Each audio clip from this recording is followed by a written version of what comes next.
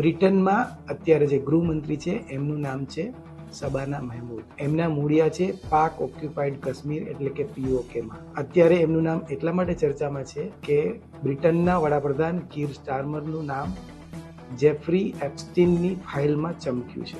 જો કીર સ્ટારમર રાજીનામું આપે તો બ્રિટનના પહેલા મુસ્લિમ વડાપ્રધાન, મહિલા વડાપ્રધાન તરીકે શબાના મહેમૂદનું નામ આગળ છે. આજે આપણે એની વાત કરવાની છે. નમસ્કાર. જેફરી એપ્સ્ટીન ફાઇલમાં કીર સ્ટારમરનું નામ આવ્યું એ પછી 10 દિવસમાં 3 હાઈ લેવલના લોકોએ રાજીનામા આપી દીધા છે. જેમાં એમ્બેસેડર યુએસના જે છે પીટર મેન્ડેલસન, સ્ટારમરના chief of staff Morgan McSweeney અને કમ્યુનિકેશન ડિરેક્ટર ટીમ એલન પણ સામેલ છે.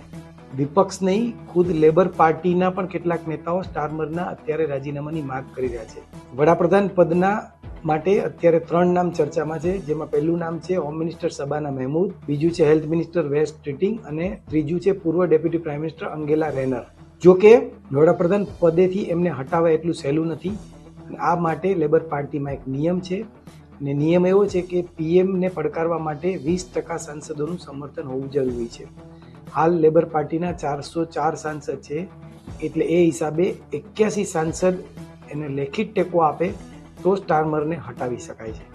બીજી બાજુ સ્ટારમર પદ ન છોડવા માટે મક્કમ છે. પણ આપણે ચર્ચા અત્યારે શબાના મહેમૂદની એટલા માટે કરવી પડે કારણ કે આખો વિડિયો જોવા માટે ડાઉનલોડ કરો દિવ્ય ભાસ્કર એપ.